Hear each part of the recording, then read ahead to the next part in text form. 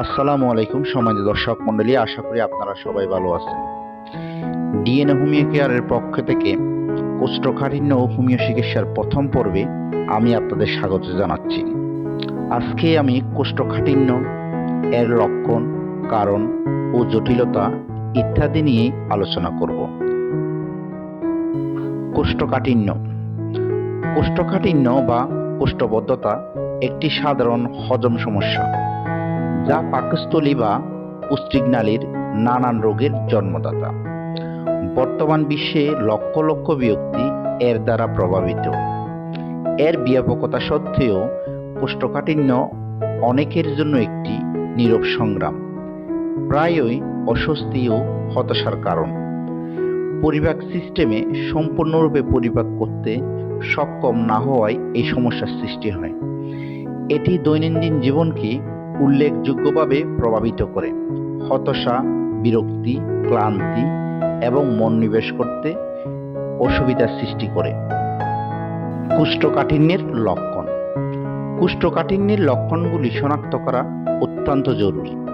এর মধ্যে রয়েছে কোষ্ঠকাঠিন্যের সম্মুখীন ব্যক্তিদের প্রতি সপ্তাহে 3 বারের কম মলত্যাগ হতে পারে, শক্ত বা গলিত মল পাস হতে পারে এবং অসম্পূর্ণ নির্বাসনের অনুভূতি থাকতে পারে।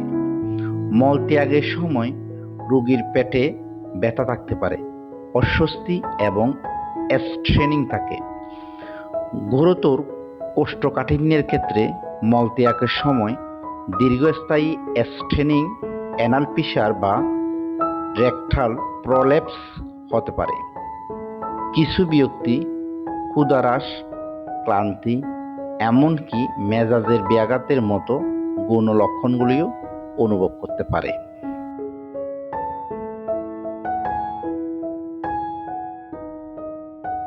কোষ্ঠকাঠিন্যের কারণ। কোষ্ঠকাঠিন্যের কারণ বুঝতে পারা সমস্যাটি সমাধান করার মূল চাবিকাঠি। বিভিন্ন কারণে কোষ্ঠকাঠিন্য হতে পারে। এগুলোর মধ্যে রয়েছে খাদ্য তালিকায় ফাইবারযুক্ত খাবার কম থাকা, অপর্যাপ্ত পানি পান বা তরল খাবার গ্রহণ করা, মলত্যাগের সময় তাড়াহুড়ো করা বা মলত্যাগকে গুরুত্ব কম দেয়া, ক্যালসিয়াম বা অ্যালুমিনিয়াম ধারণকারী অ্যান্টাসিড, অ্যান্টিডিপ্রেসেন্ট, ওপিওয়েড ইত্যাদি ওষুধের পার্শ্ব প্রতিক্রিয়া হিসেবে কোষ্ঠকাঠিন্য হতে পারে। হাইপোথাইরয়েডিজম, ইরিটেবল বাওয়েল সিনড্রোম এবং স্নায়বিক ব্যাধি থেকে কোষ্ঠকাঠিন্য হতে পারে। দৈনিক খাবারের রুটিন পরিবর্তনের কারণে কোষ্ঠকাঠিন্য হতে পারে। নিয়মিত ব্যায়াম না করলে কোষ্ঠকাঠিন্য হওয়ার সম্ভাবনা থাকে।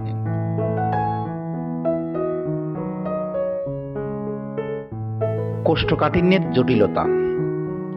কোষ্ঠকাঠিন্যকে প্রায়ই একটি সাধারণ রোগ হিসেবে বিবেচনা করা হয়, তবে চিকিৎসা না করলে এটি বিভিন্ন জটিলতার কারণ হতে পারে। দীর্ঘস্থায়ী কোষ্ঠকাঠিন্য, যা 3 থেকে তার বেশি সময় ধরে উপসর্গ দেখা যায়, এরপরে মলদ্বারে আঘাত হতে পারে। সেখানে শক্ত মল মলদ্বারে জমা হয় এবং পাস করা কঠিন হয়ে পড়ে। মলদ্বারে আঘাতের ফলে প্রচণ্ড ব্যথা, মলদ্বার থেকে রক্তপাত এবং এমনকি অন্ত্রে বাধা হতে পারে। মলত্যাগের সময় স্ট্রেনিং হেমারয়েড বিকাশ ঘটতে পারে, যা মলদ্বার এবং মলদ্বারের রক্তনালীগুলো ফুলে ওঠে এবং স্ফীত হয়। হেমারয়েডের কারণে অস্বস্তি, চুলকানি এবং রক্তপাত হতে পারে।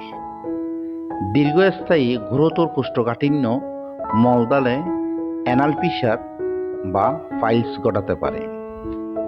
কোষ্ঠকাঠিন্য বা কোষ্ঠবদ্ধতা নিয়ে আলোচনা আজকে এই পর্যন্তই। পরবর্তী পর্বগুলোতে কোষ্ঠকাঠিন্য সম্পর্কিত হোমিও ওষুধগুলো নিয়ে ধারাবাহিক আলোচনা করা হবে। আজকের আলোচনা ধৈর্য সহকারে শোনার জন্য আপনাদের সবাইকে আন্তরিকভাবে ধন্যবাদ।